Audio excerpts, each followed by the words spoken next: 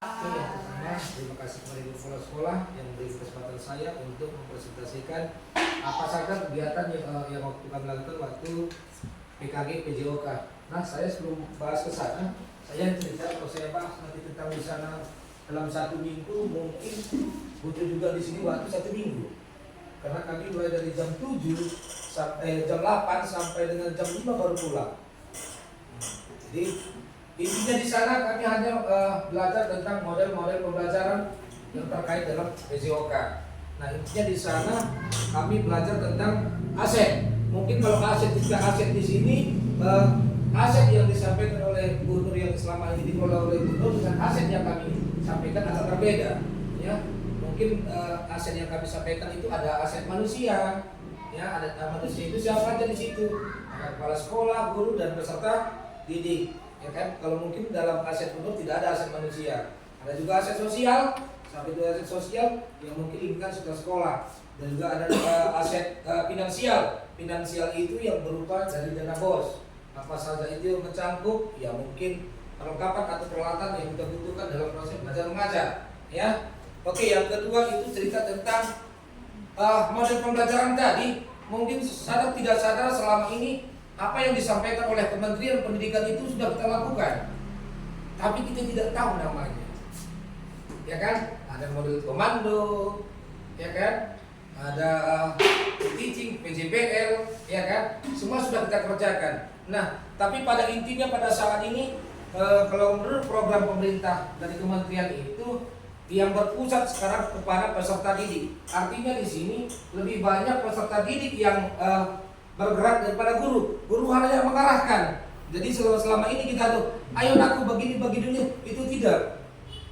Jadi kita cukup memberi masukan, maka guru hanya mengawasi murid yang melakukan. Terkecuali mungkin guru kelas 1 sama kelas 2 mungkin agak ekstra sedikit. Kenapa seperti itu? Ya mungkin karena memang apa saya bilang tadi, masih mengeja ataupun masih bertanya ini apa. Nah, semua pembelajaran dikaitkan dengan lingkungan hidup di sekitar kita. Nggak usah lagi jauh-jauh kita cerita, nggak usah kita cerita ke Amerika sekarang, nggak usah. Ya, kalau lingkungan cukup lingkungan kita ini. Bagaimana lingkungan kita sekarang ini? Mungkin di sini lingkungannya masyarakatnya mayoritas itu yang bertani, berusaha, kan itu. Nggak usah kita tetap pengusaha. Ya, kalau kita tetap pengusaha itu jauh-jauh lah mungkin. Ya, lebih bagus kita cerita tentang hidup. Lingkungan hidup. Contoh bagi saya, contoh cerita tentang kebugaran jasmani. Saya kaitkan dengan kehidupan sehari-hari. Ya, contoh lari. Apa manfaat lari? Ya, memperoleh otot tungkai. Seperti itu pembelajaran itu. Kira-kira Bapak Ibu. Oke, saya lanjut. Sekarang kita kaitkan dengan kalau kita guru namanya kombel. Ya, tapi kalau dengan siswa bukan kombel lagi, Bapak Ibu. Tapi KBS, Komite Belajar Sekolah. Ya, jadi di situ harus kita belajar dengan dulu latar belakangnya, tujuannya, ya, langkah-langkahnya.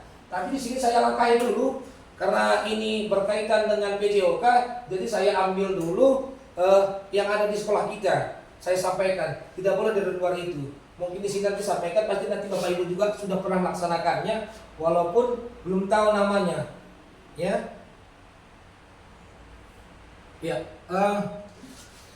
ini namanya RT rencana tidak lanjut.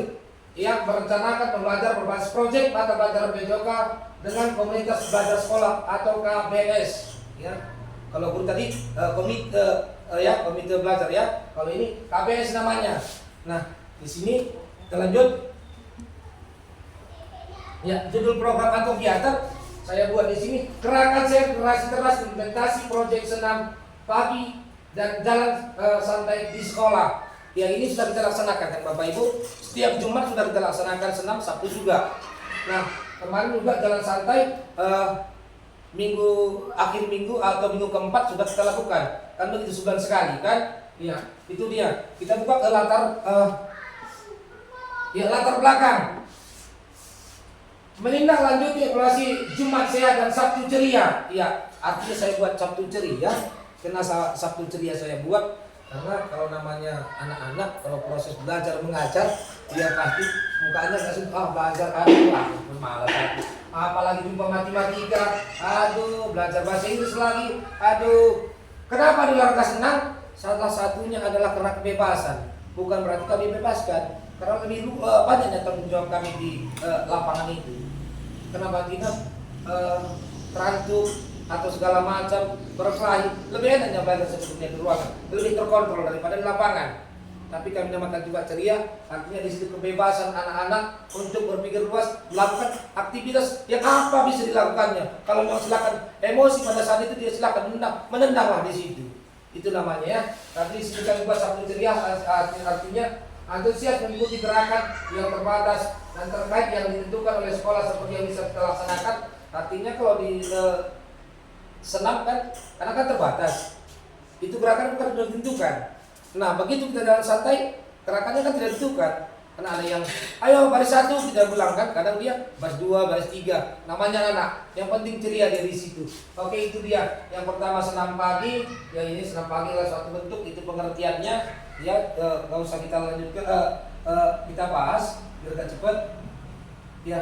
Begitu juga ada jalan santai ini aktivitas seperti yang dilakukan dengan berjalan kaki secara pelan-pelan atau santai. Ya boleh sambil bernyanyi, ya boleh sambil berpuisi, terserahlah, sambil bercerita. Yang penting pada saat itu kita mengekspresikan isi hati kita bagaimana, kan begitu. Ya kita lanjut.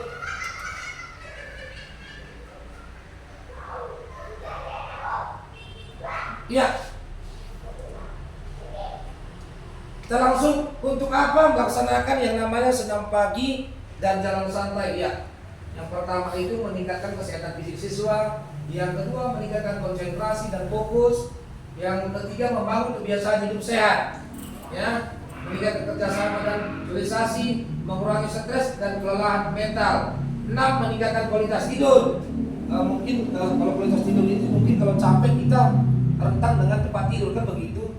Nah ini bukan berarti karena capek cepat tidur, tapi karena enak, bukan karena banyak pikiran ya, tapi karena dengan pikiran artinya lempang semua plong, ya. Yang ketujuh mengembangkan keterampilan motorik.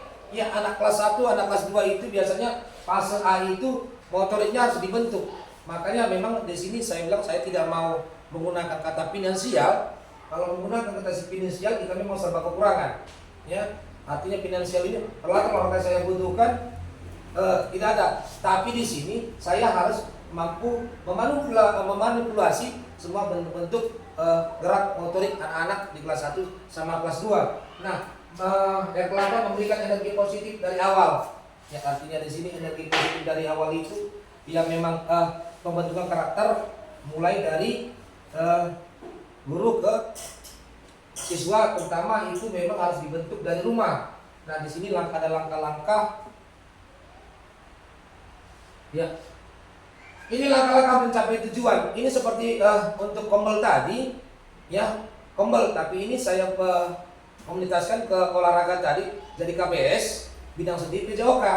Ya, ini ada kepala sekolah sebagai pemimpin, ketua kombel beserta anggotanya, dan mencari referensi karena sumber. Kita kemarin sudah mencari dari sumber kan? Waktu kombel-kombel kita kemarin kita sudah buat berapa kali kemarin ya kan Bu? Kita buat sudah. Ya, lanjut pelaksanaan program. Pelaksanaan program itu harus terjadwal. Ya biasanya terjadwal itu kalau kebetulan di sini olahraga itu setiap seminggu sekali, seminggu 2 kali, Jumat dan Sabtu. Ya. Kemudian evaluasi laksanakan setiap 1 semester. Ya boleh ini jalan santai, boleh dia bentuk apresiasi itu jalan santai itu mungkin beli A+, ya. Boleh juga kalau kita sini kalau akhir semester itu namanya SEM. SEM itu biasanya di akhir semester itu diadakan perlombaan untuk senam. Contohnya lomba senam lah antar kelas. Itu ada SEM namanya, itu diberi hadiah siapa yang juara. Yang terakhir tindak lanjut program secara lanjut melibatkan intensitas di dalam dan di luar sekolah. Oke. Ya, capaian. Ya apa saja yang kita capai ini? Ya yang pertama disiplin, terampil, kreatif, gembira, rajin, bekerja sama dan bertanggung jawab. Mungkin di sini kalau disiplin kita katakan disiplin sudah 60%. Kalau terampil juga seperti itu. Artinya kita belum ada yang mencapai 100, tapi sudah mencapai 60 gram udah pasti. Ya. Artinya persentase dari yang terlambat dengan yang terlambat itu sudah menunjukkan 70% lebih. Jadi kita sudah kategori udah menengah ke atas, ya. Lanjut, ya seluruh program dan mitra komunitas. Ya di sini seperti yang tadi, jenis ini program namanya kokurikuler. Skala program peserta didik mulai dari kelas 1 sampai kelas 6. Kenapa kelas 1 sampai kelas 6? Kalau PJOK itu biasanya karena senam, ya senam dan jalan santai tadi itu melibatkan kelas 1 sampai kelas 6. Mungkin nanti kalau guru kelas mungkin itu nanti dibagi, mungkin tidak semua. Tapi kalau bidang studi mungkin kalau guru agama contoh nanti itu salah satunya yang bisa dibuat untuk KBS ini, contoh seperti ibadah itu masuk kategori KBS, ya. Sekali lagi Bu Nur itu udah PI, satu lagi ada lagi saya buat sholat, ya kan Bu, sholat dibuat itu udah kategori dia dari KBS, ya itu udah kategori KBS. Makanya sebetulnya KBS ini sudah pernah kita laksanakan atau sering, tapi kita nggak tahu namanya. Jadi cerita tentang kombel itu pun kalau kita tidak tahu apa tujuannya, apa latar belakangnya, kita nggak tahu, kan begitu kan? Padahal udah pernah kita laksanakan semua.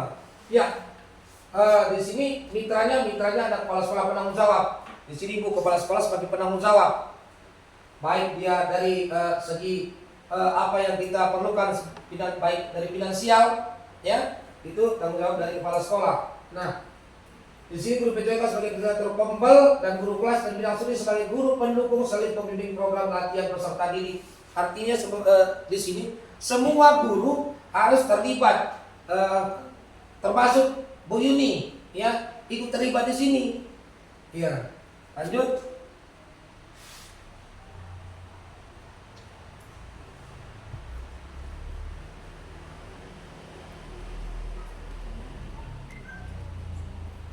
Ya, ini saya bilang tadi cerita aset. Mungkin aset Ibu Nur dengan aset saya berbeda.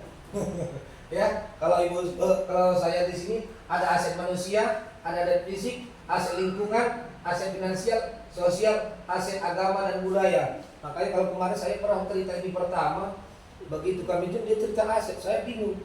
Saya harus tanya Bu Nur atau Bu Yuni nih, karena cerita aset ini. Ternyata punya bahas saya baca yang diunduh buku-bukunya itu ternyata bukan itu yang diminta. Ternyata aset manusia tadi seperti kepala sekolah, guru dan peserta didik. Aset fisik ada lapangan sekolah, laptop, ya. Termasuk ini gedung pun ini aset, ya. Aset kita ini, kursi, meja ini aset. Saya tidak merincikan yang besar-besarnya saja.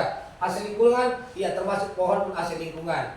Ya makanya jangan sembarangan kita tebang pohon karena itu aset, ya. Karena itu halaman pohonan di sekitar halaman sekolah, tanah halaman bunga, itu ya itu aset yang harus kita lindungi. Ya, yang kedua ada finansial, itu dana bos. Ya, dana bos termasuk ikut membantu. Ya, itu pun kalau ada. Kita tidak maka saya bilang aset ini kita harus pandai memanipulasinya. Kalau tidak ada dana, ya kita bagaimana caranya kita gunakan supaya bisa terpenuhi, ya. Aset sosial ada dukungan komite dan masyarakat di luar sekolah. Aset agama ada dukungan dan kegiatan dari guru agama dan peserta didik saling menghargai, menghormati antara suku, agama dan berbeda-beda. Ya, yang terakhir, ya sebetulnya masih ada lagi tapi ini saya buat rencana evaluasi. Ya, pelaksanaan program ini dilakukan setiap minggu, ya. Senam kolaborasi Kota Medan dan minggu keempat jalan santai. Program dilakukan dengan perantaraan kepala sekolah dan guru-guru. Terkait kegiatan yang telah dilaksanakan, murid juga diberikan kebebasan dalam berpendapat dan mencurahkan isi hati perasaan selama mengikuti kegiatan. Semoga dalam kegiatan ini peserta didik lebih bersemangat mengikuti proses pembelajaran. Ya, oke, sedikit kita bahas tentang KBS tadi. Saya mau kaitkan dengan bidang studi matematika masing-masing atau guru kelas. Contoh bahasa Inggris dulu. Saya ini minta dengan bahasa Inggris.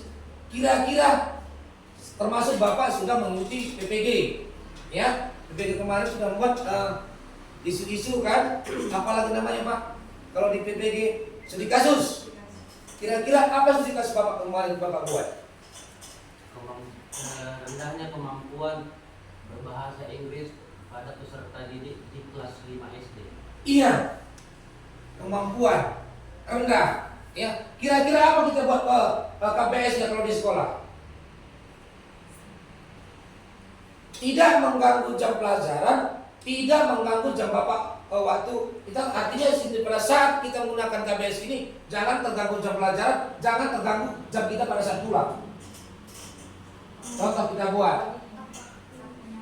Oke, kalau saya buat, kalau untuk pada semua contoh, saya berpikir, pada semua ini selain kita meningkatkan komunitas kita di sekolah, juga untuk nilai jual sekolah, salah satunya pada semua boleh buat setiap minggu, akhir minggu, setiap hari Senin mengadakan upacara memakai bahasa Inggris. Itu salah satunya nilai jual